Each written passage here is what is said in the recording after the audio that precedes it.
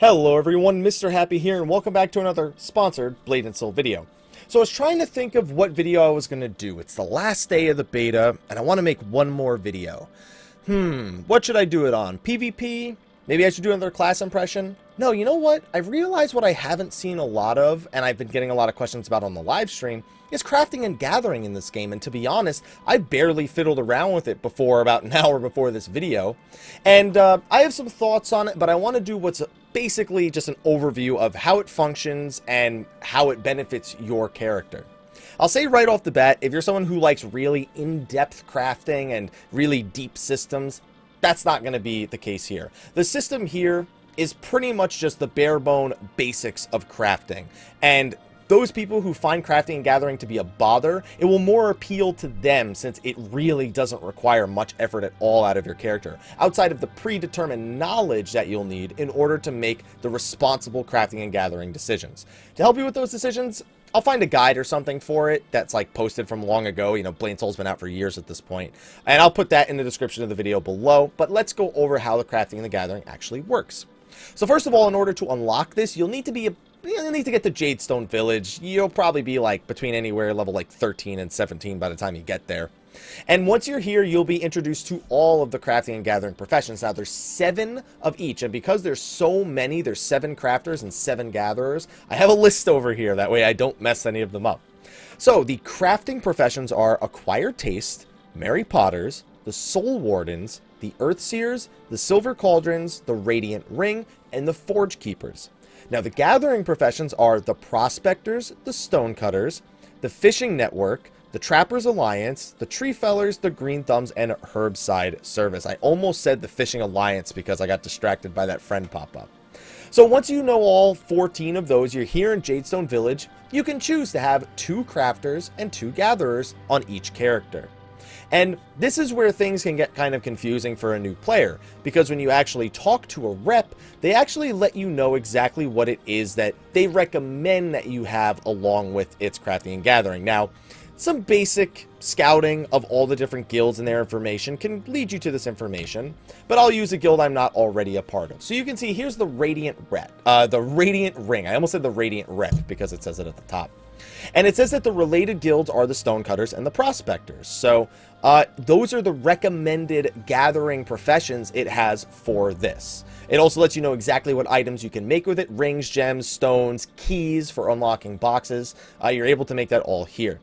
So with the information that you have from each of the guilds, your goal is to figure out what 2 gatherers will match the 2 professions you choose, the 2 crafters that you choose.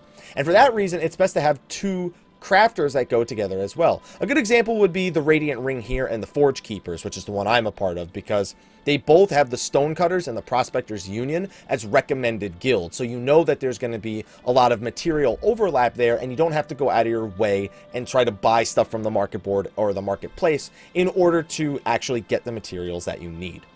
So once you've done that, you've figured out what 2 crafting guilds you want to have, you've figured out what 2 gathering guilds that you want to be a part of. At this point, you can start actually crafting.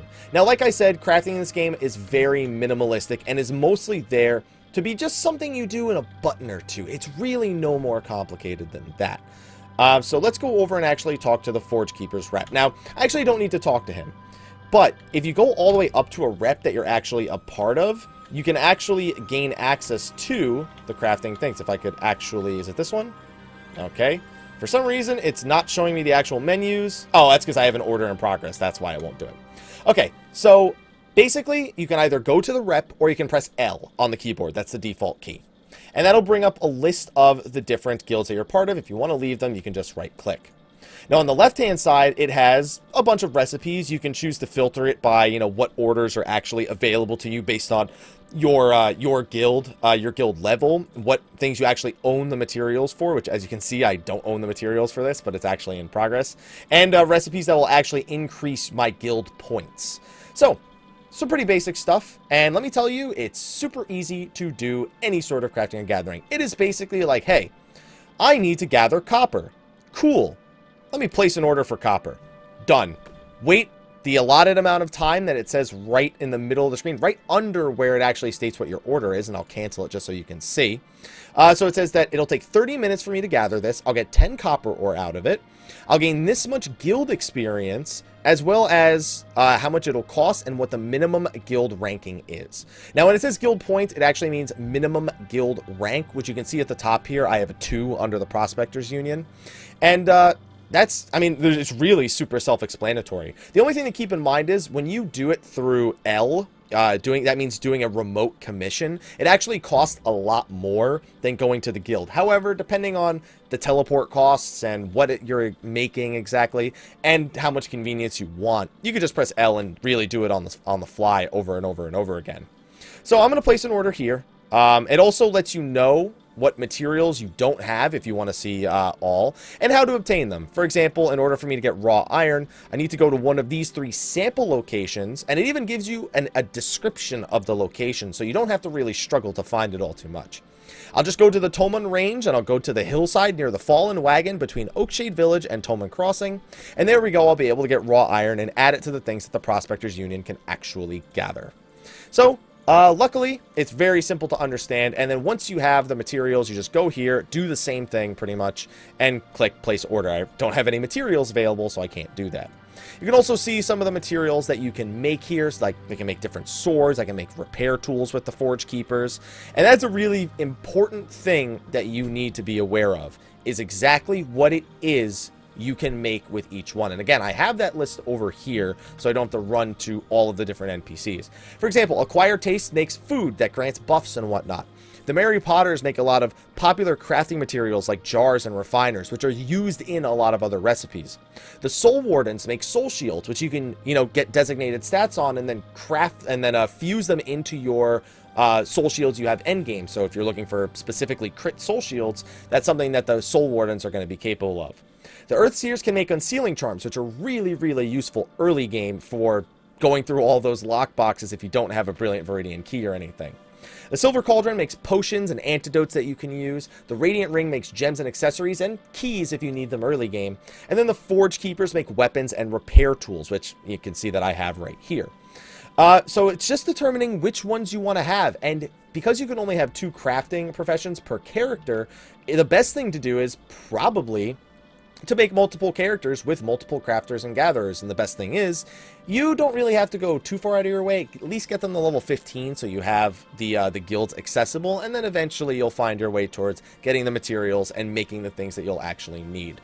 Now, every time you order, you'll get guild experience, which can increase your guild rank, although you'll have to make sure that, as it says down here at the bottom, with guild points increased, that they're actually recipes that are going to increase your guild reward. If something is unable to be made because your guild rating is too low, it'll say right here under the order condition, and that's all the information you really need to pay attention to. So, the only downside, I guess, to the crafting is because of the amount that it's limited. Because it's 7 and 7, you can't do it in 3 characters, so you're going to need extra character slots, really.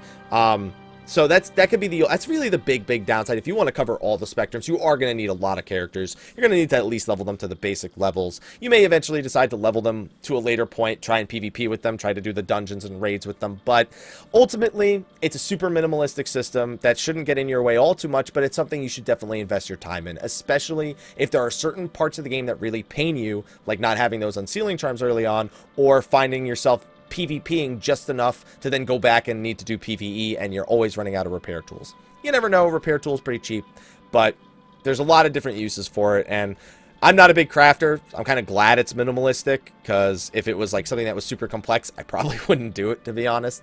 But let me know what you think about the crafting and gathering systems. I'll find some sort of guide to put in like the description, because like I'm sure there's guides out there that are like old from the Korean version, or people that have made them for the Western version. They give all the exact recommendations, or at least compile all of the recommendations that the guilds themselves actually give you, because that is a big thing. All the guilds themselves give you the recommendations. It's just a matter of compiling the information so that you don't have to run to every single guild in Jadestone Village and make your own little chart for it and whatnot. Anyway, thank you for watching. Be sure to like, favorite, subscribe, and share, and I will see you all in the next Blade and Soul video. But this is the last day of beta, so that'll probably either be an opinion video about some footage I had before, or it'll be us getting ready for the early access launch. Anyway, I'll see you guys then, and until then, take care.